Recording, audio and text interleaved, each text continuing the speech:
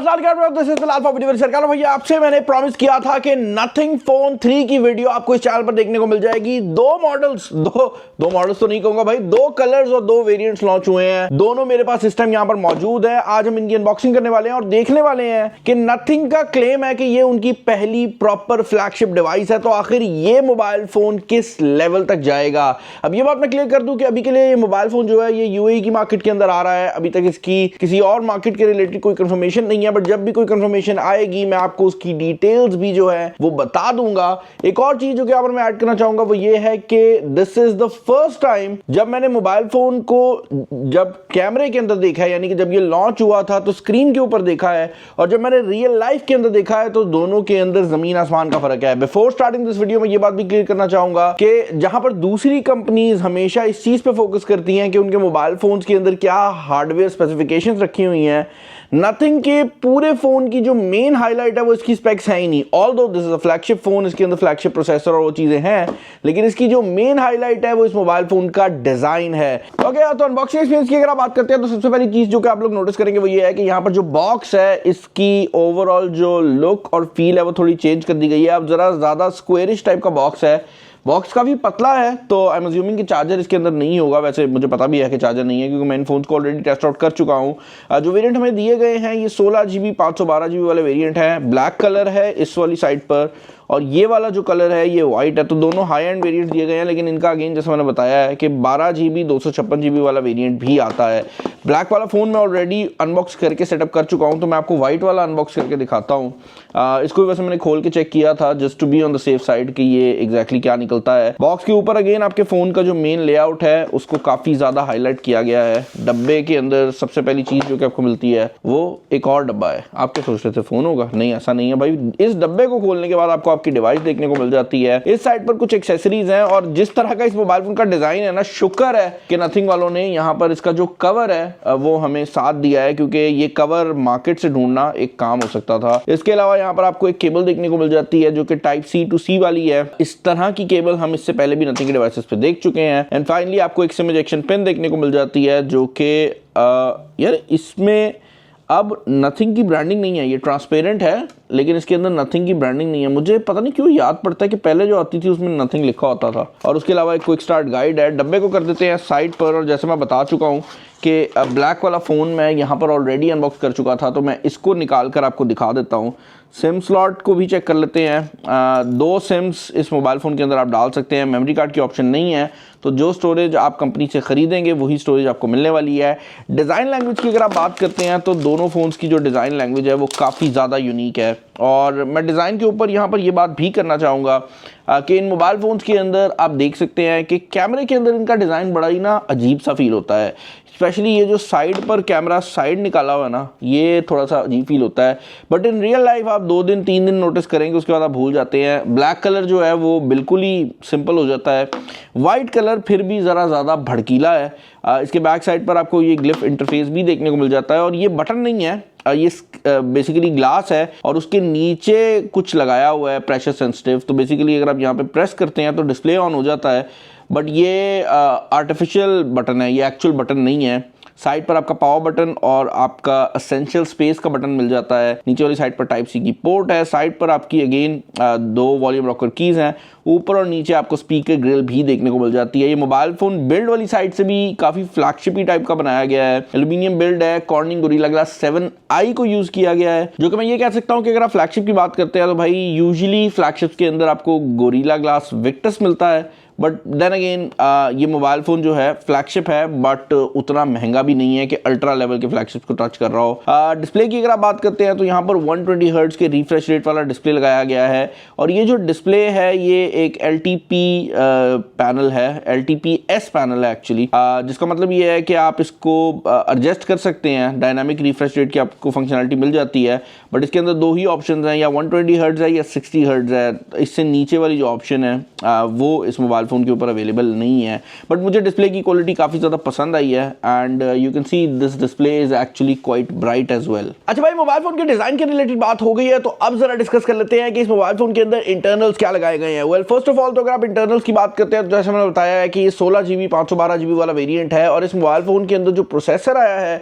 वो इस चैनल पर पहली बार मैं आपको दिखा रहा हूँ। ये बेसिकली स्नैपड्रैगन का एक फ्लैगशिप प्रोसेसर है जिसका नाम है स्नैपड्रैगन 8S Gen 4। अब अगर आप इसको स्नैपड्रैगन 8 एलीट से कंपेयर करते हैं तो ये कोई 30-40% के डिफरेंस के साथ आता है परफॉर्मेंस के अंदर। तो इसको आप ये कह सकते हैं कि ये एक फ्लैगशिप प्रोसेसर है, लेकिन ऐसी डिवाइसेस के लिए आ रहा है जो कि अपर मिड रेंज या मैं कहूँगा फ्लैगशिप होती हैं बट अल्ट्रा लेवल की फ्लैगशिप नहीं होती। इसके अलावा भी कुछ मोबाइल फोन्स हैं जो कि इसी प्रोसेसर के साथ अनाउंस हो चुके हैं। मैंने इस मोबाइल फोन के ऊपर Antutu बेंचमार्क को रन किया है और Antutu बेंचमार्क के ऊपर इसका जो स्कोर है वो एग्जैक्टली 2 मिलियन के करीब आया है। तो यहां से आपको अंदाजा हो जाएगा कि इस मोबाइल फोन की परफॉर्मेंस क्या होने वाली है। एक और चीज जो कि मैं ऐड करना चाहूंगा वो ये है कि डे टू डे यूजेज के अंदर मैं गारंटी दे सकता हूं कि कोई भी बंदा स्नैपड्रैगन 8S Gen 4 और स्नैपड्रैगन 8 एलीट का फर्क आज नहीं बता सकता। लेकिन ये बात जरूर है कि जितना ज्यादा आपका पावरफुल प्रोसेसर होता है वो आने वाले सालों में आपके लिए उतना ही इंपॉर्टेंट हो जाता है। और क्योंकि ये मोबाइल फोन 5 साल की सॉफ्टवेयर अपग्रेड्स के साथ आ रहा है तो हो सकता है कि आने वाले टाइम के अंदर आपको जो स्नैपड्रैगन 8 एलीट की कमी है वो फील हो, बट आज अगर आप इस मोबाइल फोन को यूज करेंगे तो कोई भी ऐसी चीज नहीं है। एक और चीज जो कि यहाँ पर मैं ऐड करना चाहूंगा वो ये है कि इस मोबाइल फोन के लॉन्च के साथ ही नथिंग OS 3.5 को भी लॉन्च कर दिया गया है और ये एक बहुत इंपॉर्टेंट चीज है। वेल एंड्रॉइड वर्ल्ड के अंदर एक चीज जो कि बहुत कॉमन है वो ये है कि सारे फीचर्स जो हैं वो गूगल बनाता है और एंड्रॉइड मैन्युफैक्चरर उसके ऊपर अपना रंग रोगन लगाते हैं और मार्केट में छोड़ देते हैं। नथिंग ने ऐसा नहीं किया। नथिंग का जो OS का लॉन्च है ये काफी हद तक आईफोन टाइप का होता है जहां पर हमेशा हमें कुछ ऐसे फीचर्स देखने को मिलते हैं जो कि नथिंग ने खास तौर पर अपनी डिवाइसेस के लिए बनाए होते हैं और ये छोटे छोटे फीचर्स होते हैं लेकिन ये आपके ओवरऑल एक्सपीरियंस को काफी ज्यादा बेहतर बना देते हैं। फॉर एग्जांपल अगर आप इस मोबाइल फोन की बात करते हैं तो इसके अंदर आपको वही एसेंशियल स्पेस जो कि आपको इससे पहले नथिंग की दूसरी डिवाइसेस में देखने को मिली है वो देखने को मिल जाती है। यहाँ पर AI वॉलपेपर्स दिए गए हैं और उसके अलावा छोटी छोटी चीजें हैं इंटरफेस के अंदर जो कि इसको काफी ज्यादा यूनिक बना देती हैं। जब आप इस मोबाइल फोन को यूज करना शुरू होते हैं ना तो पहले दिन आपको ऐसा फील होगा कि यार कुछ समझ नहीं आ रही, और उसके बाद जब आपको इसकी आदत पड़ जाएगी तो इसका हिसाब भी वही है कि आपको इसकी आदत पड़ गई तो फिर आपकी मजबूरी बन जाएगा कि आपने नथिंग का इंटरफेस यूज करना है, क्योंकि एक आम एंड्रॉइड फोन की निस्बत इसका इंटरफेस काफी ज्यादा डिफरेंट है।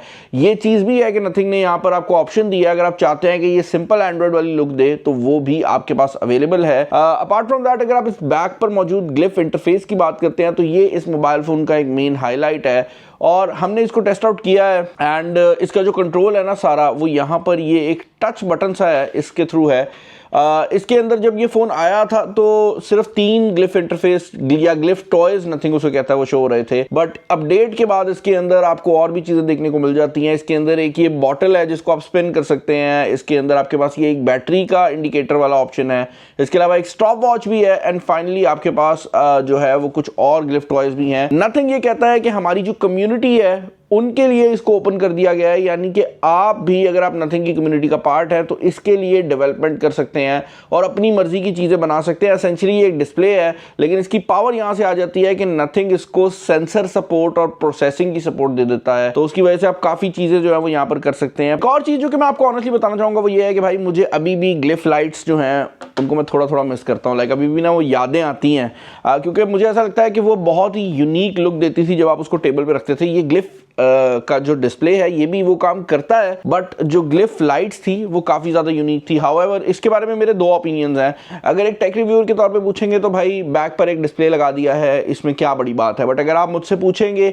एक ऐसे बंदे के तौर पर जो कि दूसरों से पूछता है कि भाई इस मोबाइल फोन के रिलेटेड उनके क्या ओपिनियंस हैं, तो 2 चीज़ों ने मुझे सरप्राइज किया। पहली चीज़ तो ये जो डिस्प्ले है ये एक आम बंदे के लिए जो टेक सेंट्रिक नहीं है बहुत ज़्यादा यूनिक लुकिंग है, और दूसरी चीज़ ये है कि इस मोबाइल फोन की भी जो लुक है ना वो अगर आप कैमरे के अंदर देखेंगे ना, यानी कि इस टाइम आप ये वीडियो के अंदर देख रहे हैं तो आपको लगेगा कि भाई बड़ा ही मिस अलाइंड किस्म का जो कैमरा है ना वो यहाँ पर मौजूद है, लेकिन इन रियल लाइफ जब आप इसको 2 से 3 बार देखते हैं ना तो आप एडजस्ट हो जाते हैं। फॉर सम वियर्ड रीजन जब आप इसकी डिटेल को देखते हैं ना तो ये जो कैमरा साइड पर निकला हुआ है ना ये उतना साइड पर फील नहीं होता है, ये इसका पार्ट ही फील होता है। मैं जो अभी खुद यूज कर रहा हूँ फोन वो ये ब्लैक वाला है जिसके अंदर ये चीज कम फील होती है। ऑन दी अदर हैंड जो व्हाइट वाला है उसके ऊपर ये जो साइड वाला कैमरा है ये थोड़ा सा ज़्यादा ही साइड पे फील होता है। और कैमरास की बात हो ही रही है तो भाई मैं यहाँ पर ये बात भी ऐड कर दूं, इसके अंदर 4 कैमरास मौजूद हैं। चारों कैमरास आपको 50 मेगापिक्सल के देखने को मिल जाते हैं। यहाँ पर आपके पास अल्ट्रा वाइड एंगल भी 50 मेगापिक्सल का है।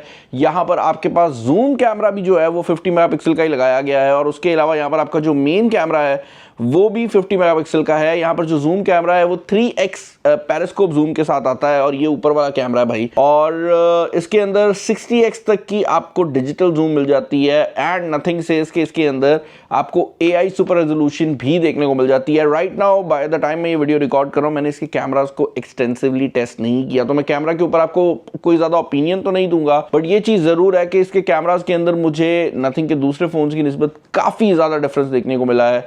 Obviously because this is a flagship phone, तो इसके अंदर जो इमेज सिग्नल प्रोसेसर है वो भी ज़्यादा स्ट्रॉन्ग है और कैमराज ऑब्वियसली जो मेगापिक्सल्स हैं वो भी ज़्यादा लेकर आते हैं। एक और चीज़ जो कि इंटरेस्टिंग है वो ये है कि जब आप वीडियो रिकॉर्डिंग करते हैं तो ये जो रेड एरिया है इसके अंदर आपको एक लाइट देखने को मिल जाती है जो कि वीडियो रिकॉर्डिंग के दौरान अगले बंदे को बता देती है कि आप वीडियो रिकॉर्ड कर रहे हैं। अपार्ट फ्रॉम दैट अगर आप बैटरी सिचुएशन की बात करते हैं तो इस मोबाइल फ़ोन के अंदर 5150 mAh की बैटरी लगाई गई है। लेकिन नथिंग के जितने भी मैं ऑनलाइन पेपर्स पढ़ रहा था आई थिंक जो बैटरी है वो इससे थोड़ी सी ज़्यादा है, 5500 mAh के करीब है। बट सॉफ्टवेयर से उसको लिमिट किया गया है क्योंकि आई थिंक यूरोप के अंदर कोई मसला आता है। बट इस वेरिएंट को मैंने ऑन किया है, इस पर मैंने UAE ही सेट किया था और इसके अंदर 5150 mAh ही शो हो रही है अबाउट फ़ोन के अंदर। तो अभी मैं अज्यूम करूँगा कि इसके अंदर वही बैटरी लगाई गई है। Apart from that stereo speakers हैं और जितने भी फ्लैगशिप के फीचर्स होते हैं IP68 water and dust resistance, तो सब कुछ यहाँ पर आपको देखने को मिल जाता है। और मैं यहाँ पर अगर इस फ़ोन के रिलेटेड फाइनल ओपिनियंस आपको बताऊँ ना तो इट्स वेरी सिंपल। अगर आप एक ऐसा बंदा है जो कि एक ऐसा मोबाइल फ़ोन ढूंढ रहा है जो कि बहुत ज़्यादा पावरफुल हो, और आप एक ऐसा बंदा है जिसको एक बहुत क्रेजी किस्म का डिस्प्ले चाहिए, और आप एक ऐसा बंदा है जो कि एक एंड्रॉयड ढूंढ रहा है, तो शायद आप इस मोबाइल फ़ोन को स्किप भी कर सकें क्योंकि मार्केट के अंदर जिस प्राइस रेंज में ये मोबाइल फ़ोन लॉन्च हुआ है यही स्पेसिफिकेशन या इससे थोड़ी सी ज़्यादा स्पेसिफिकेशन भी आपको इससे कम प्राइस में मिल जाती हैं। बट अगर आप एक ऐसा बंदा है जो कि एक यूनिक डिवाइस ढूंढ रहा है जिसके अंदर कैरेक्टर हो, जो डिवाइस जब आप जेब से निकालें तो अगला बंदा आपसे पूछे कि भाई ये डिवाइस क्या है, अगर आप एक ऐसा बंदा है जो कि एयरपोर्ट पे जाए और फोन कान पे लगाया हो तो आपका दिल है कि भाई दूसरा बंदा देख के एक बार ये ना सोचे कि ये फोन कौन सा, वो ये सोचे ये क्या है, तो भाई then you can definitely check this phone out. और मैं ये बात क्लियर कर दूं कि नथिंग उन ब्रांड्स में से है कि अगर ये 2, 3, 4 साल और सर्वाइव कर गए तो इनके जो यूजर्स हैं उनको नथिंग के फोन्स की इतनी आदत पड़ जाएगी इंटरफेस की कि फिर ये फोन्स उनकी मजबूरी बन जाएंगे। बट कमेंट्स के अंदर आप लोग बताएं इस फोन के डिजाइन के रिलेटेड आपके क्या ओपिनियंस हैं। इस वीडियो में इतना ही। This is Bilal signing off. Allah Hafiz.